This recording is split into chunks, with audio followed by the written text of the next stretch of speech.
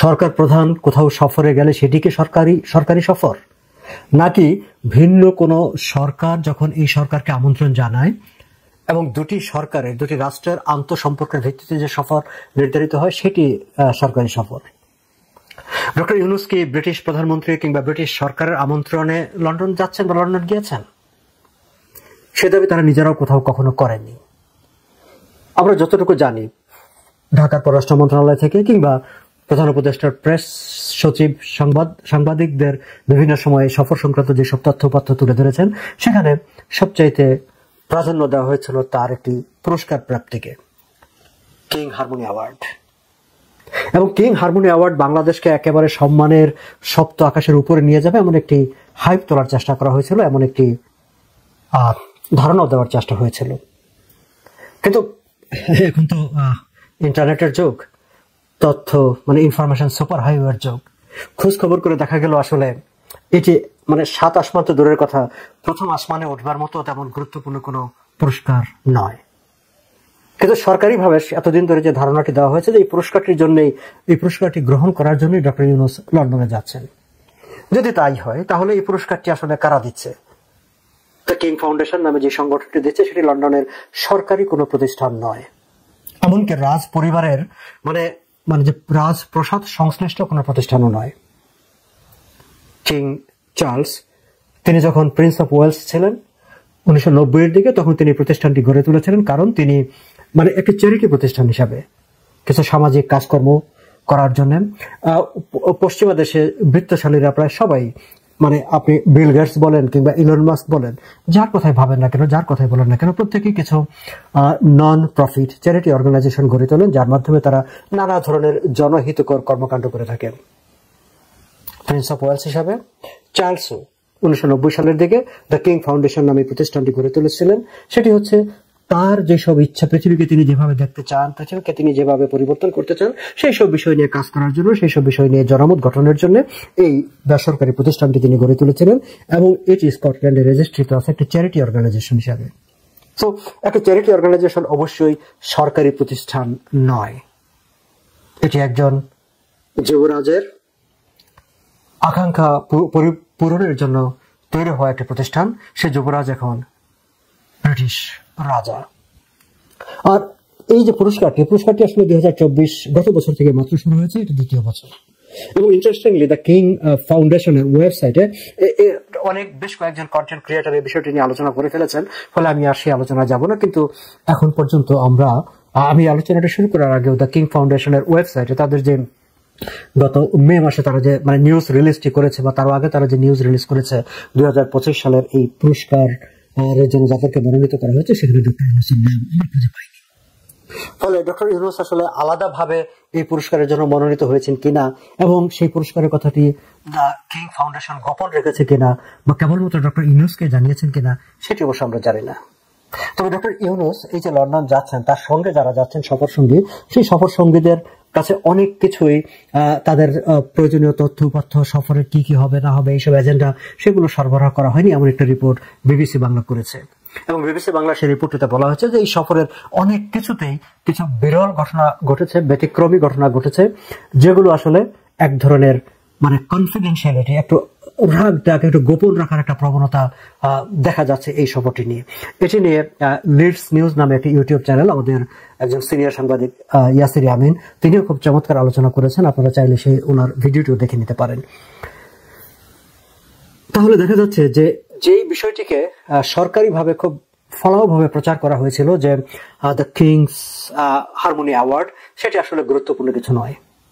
আবার এখন পর্যন্ত যেসব তথ্যপত্র আমাদের সামনে এসেছে, সেই তথ্যপত্রের মধ্যে ব্রিটিশ সরকারের সঙ্গে কোনো যে বৈঠক আছে বা কোনো এনগেজমেন্টের কোনো তথ্য আমরা এখন পর্যন্ত পাইনি। যদিও পররাষ্ট্র মন্ত্রণালয় থেকে বলা হয়েছে যে ব্রিটিশ প্রধানমন্ত্রীর সঙ্গে একটি বৈঠক হবার সম্ভাবনা আছে, কিন্তু ডক্টর ইউনূসের ঢাকা ত্যাগ করা পর্যন্ত সেই বৈঠকের স্কেজুয়ালটি চূড়ান্ত হয়নি কিংবা নিশ্চিত হয়নি। ফলে ব্রিটিশ প্রধানমন্ত্রীর সঙ্গে দেখা হতেও পারে, কিন্তু কোনো দ্বিপাক্ষিক গুরুত্বপূর্ণ কোনো বৈঠক সেটি হচ্ছে কিনা সেটি নিয়ে সংশয় প্রকাশ করার যথেষ্ট সুযোগ আছে, যেহেতু দুই পক্ষের মধ্যে এখন পর্যন্ত কোনো গ্রাউন্ড ওয়ার্কের কোনো লক্ষণ আমরা দেখিনি।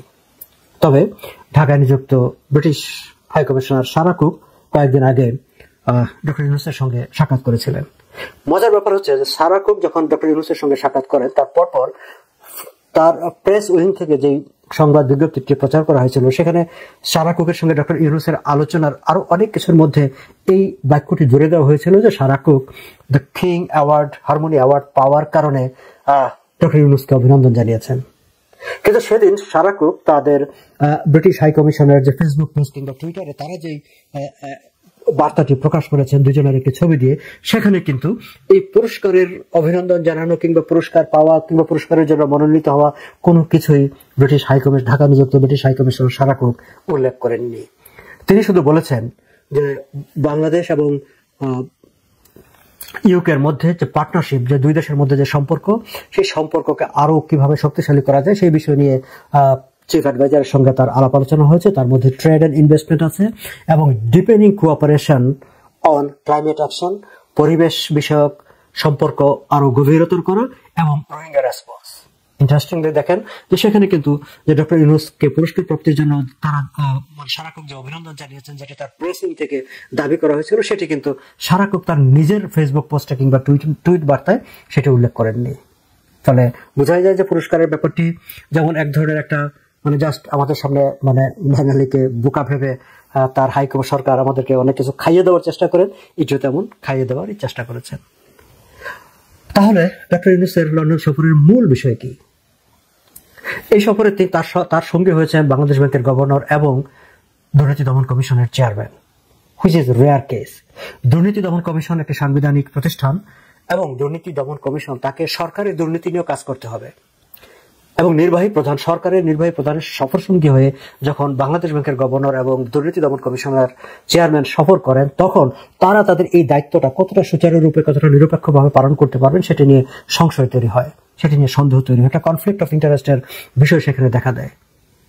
এমনিতে বাংলাদেশ ব্যাংকের বর্তমান গভর্নর অনেকটাই ফাইন্যান্স মিনিস্টার একজন অফিসিয়ালের মতো তিনি ভূমিকা পালন করছেন। তিনি অর্থমন্ত্রীর পিছনে দৌড়ান, প্রেস সেক্রেটারি প্রেস ব্রিফিং এ গিয়ে বসে থাকেন। একজন গভর্নর যে ফাইন্যান্সিয়াল সেক্টরের ব্যাংকিং সেক্টরের রেগুলেটর, একজন রেগুলেটরকে যে একটা স্বাতন্ত্র অবস্থা বজায় রাখতে হয়, সেই অবস্থাটা এই গভর্নর অন্তত রাখেননি। তাকে নিয়ে আরো নানা কথাবার্তা আছে, নানা রকম গুঞ্জন শোনা যায়, সেগুলো নিয়ে হয়তো তথ্য প্রমাণ সাপেক্ষে আলোচনা করা যাবে। কিন্তু আমি শুধু এই জায়গাটা এই আলোচনাটা রাখলাম যে চিফ অ্যাডভাইজারের সঙ্গে রাষ্ট্রের নির্বাহী প্রধানের সঙ্গে যখন বাংলাদেশ ব্যাংকের গভর্নর কিংবা দুর্নীতি দমন কমিশনের চেয়ারম্যান সফর সঙ্গে হন বা কোথাও সফরে যান, তখন তাদের পক্ষে কোনো ধরনের রেগুলেটরি কাজ ইন্ডিপেন্ডেন্টলি কোনোটা অসম্ভব হয়ে দাঁড়ায় এবং সেগুলো নিয়ে প্রশ্ন করার যথেষ্ট সুযোগ তৈরি হয় এবং এই সফরের মাধ্যমে তারা এই সুযোগটি তৈরি করে দিলেন। তাহলে বাকি থাকলো কি ডক্টর ইউনূসের সফরের আলোচ্য সূচির মধ্যে গত কয়েকদিন ধরে আসলে গুরুত্ব পেয়েছে সবচেয়ে বেশি সেটি হচ্ছে তারেক রহমানের সঙ্গে ডক্টর ইউনূসের একটি সাক্ষাতের সম্ভাবনা। পত্রিকাগুলো সাক্ষাতের সম্ভাবনা হিসেবে উল্লেখ করেছে, তবে ঢাকার মানবজমিন নিশ্চিত করে বলেছে যে বৈঠক হবে এবং ঢাকার আজকের পত্রিকা, দৈনিক আজকের পত্রিকা, তারাও নিশ্চিত করে বলেছে যে শুক্রবার 13 জুন লন্ডনে তারেক রহমানের সঙ্গে ডক্টর ইউনূসের সাক্ষাৎ হবে। বিবিসি বাংলা উল্লেখ করেছে যে ডক্টর ইউনূসের আগ্রহে এই বৈঠকটি কিংবা এই সাক্ষাৎটি হতে যাচ্ছে।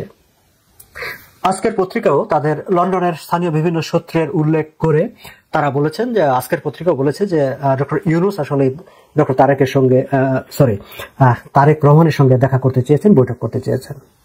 তার মানে হচ্ছে এই যে লন্ডনের যে ট্যুরটি, সেই ট্যুরে আসলে এখন পর্যন্ত যেসব তথ্যপত্র আমাদের সামনে আছে তাতে দেখা যাচ্ছে ডক্টর ইউনূসের লন্ডন সফরের মূল বিষয়টি, প্রধান আকর্ষণটি হচ্ছে তারেক রহমানের সঙ্গে তার সাক্ষাৎ, যেটি ডক্টর ইউনূসের আগ্রহের কারণে তিনি চেয়েছেন তারেকের সঙ্গে বৈঠক করতে, দেখা করতে, এবং সেটি হতে যাচ্ছে বলে অন্তত দুটি পত্রিকা নিশ্চিতভাবে খবর দিয়েছে। তবে বিএনপি সংশ্লিষ্ট বিভিন্ন সূত্রগুলি বলছে যে তারা এখনো নিশ্চিত নয় যে শেষ পর্যন্ত আসলে এই বৈঠকটি হবে কিনা। কিন্তু যদি সেই বৈঠকটি হয় তাহলে কি নিয়ে আলোচনা হবে, এই নিয়েও নানা রকম গুঞ্জন আছে। অনেকে বলছেন যে বিএনপি ডিসেম্বরের মধ্যে নির্বাচনের দাবিতে একেবারে অনড় হয়ে আছে, আবার ডক্টর ইউনূস এপ্রিলের প্রথম সপ্তাহে নির্বাচন করতে চান, একটি ঘোষণাও দিয়ে ফেলেছেন। তিনি জুন থেকে পিছিয়ে এসে এপ্রিলে এসেছেন। এখন এপ্রিল থেকে পিছিয়ে এসে যদি আবার তাকে ডিসেম্বরের মধ্যে নির্বাচনের ঘোষণা দিতে হয়, সেটা তার জন্য এক ধরনের একটা প্রেস্টিজ ইস্যু হয়ে দাঁড়ায় এবং সেই সব কারণে তিনি হয়তো সেখানে তারেক রহমানের সঙ্গে আলাপ আলোচনা করে একটা তার মুখ রক্ষার, আত্মসম্মান রক্ষার একটা মধ্যস্থতা করা যায় কিনা সেরকম একটি প্রস্তাবনা দিতে পারেন, এমন একটা গুঞ্জন রাজনৈতিক অঙ্গনে আছে। তবে ঢাকার আজকের পত্রিকা যে নিউজ দিয়েছে যে গতকালই বিএনপি স্থায়ী কমিটির যে বৈঠক হয়েছে সেই বৈঠকের উদ্ধৃতি দিয়ে একটি সূত্রের উদ্ধৃতি দিয়ে আজকের পত্রিকা জানাচ্ছে যে বিএনপি স্থায়ী কমিটির আলোচনায় এরকম একটি সিদ্ধান্ত হয়েছে যে তারা তারেক রহমানের সঙ্গে বৈঠকে ফেব্রুয়ারি মাসে নির্বাচন করার একটি প্রস্তাব হয়তো দেওয়া হতে পারে, তাতে বিএনপি যে ডিসেম্বরে নির্বাচনে অনর আছে তারও একটা মুখ রক্ষা হয়। আবার ডক্টর ইউনূস তারেক রহমানের সঙ্গে আলোচনা করে একটি বৈঠক ঠিক করেছেন, আবার একেবারে তাকে ডিসেম্বরে আসতে হলো না, তারও মুখ রক্ষা হয়। এরকম একটি জায়গায় একটি সমঝোতা করা যায় কিনা সেরকম একটি প্রস্তাবনা বিএনপির স্থায়ী কমিটি থেকে এসেছে বলে ঢাকার আজকের পত্রিকার নিউজে বলা হয়েছে। শেষ পর্যন্ত কি হবে সেটি বোঝার জন্য, জানার জন্য আমাদেরকে শুক্রবার পর্যন্ত অপেক্ষা করতে হবে। কিন্তু এখন পর্যন্ত যেসব তথ্য উপাত্ত গণমাধ্যমে প্রকাশিত হয়েছে সেই সব বিশ্লেষণ করলে যে বিষয়টি দাঁড়ায় যে এই যে রাষ্ট্রীয় অর্থ খরচ করে ডক্টর ইউনূস লন্ডনে গেলেন, তিনি অবশ্য প্রতি মাসে মাসে তিনি দায়িত্ব গ্রহণের পর থেকে এই পর্যন্ত প্রায় প্রতি মাসেই রাষ্ট্রীয় অর্থ ব্যয় করে বিভিন্ন দেশে সফরে গেছেন এবং অধিকাংশ আসলে সেগুলো রাষ্ট্রীয় সফর নয়, রাষ্ট্রের কোনো কাজের সফর নয়, এনজিওর সফর। কোথাও কোথাও তাকে হয়তো এনজিও প্রধান হিসাবে ব্যক্তিগতভাবে তাকে আমন্ত্রণ জানানো হয়েছে, তিনি রাষ্ট্রের অর্থ ব্যয় করে সেই সব সফরে গিয়েছেন, বিদেশ ঘুরে বেরিয়েছেন। বলা হয় যে 11 মাসে নাকি তিনি 12টি সফর করেছেন। যাই হোক, লন্ডনের সফরও তার এরকম একটি সফর, এবং যদি শেষ পর্যন্ত তারেক রহমানের সঙ্গে তার আলোচনাটি হয়, বৈঠকটি হয়, তাহলে হয়তো বলা যাবে যে তার একটি সাফল্য তিনি এই বৈঠকের মাধ্যমে অর্জন করেছেন। এর বাইরে এখন পর্যন্ত মনে হচ্ছে যে তারেক রহমানের সঙ্গে দেখা করতেই তিনি আসলে লন্ডনে গেছেন, যদিও পুরস্কারের কথা বলা হচ্ছে কিংবা এটিকে সরকারি সফর হিসাবে প্রচারণা চালানো হচ্ছে। রাজার সঙ্গে দেখা হওয়ার কথা বলা হচ্ছে। রাজার সংগঠনের পুরস্কার গ্রহণ করতে গেলে রাজা যখন পুরস্কার দেবেন দেখা তো হতেই পারে। আবার ব্রিটিশ প্রধানমন্ত্রীর সঙ্গে বৈঠকের কথাও বলা হচ্ছে। আমরা দেখি, অপেক্ষা করে তিনি 14 তারিখ ফিরে আসবেন, নিশ্চয়ই আমরা জানবো যে তিনি লন্ডন সফরে কি জয় করেছেন, কি বিজয় করেছেন দেশের মানুষের জন্য, বাংলাদেশের জন্য।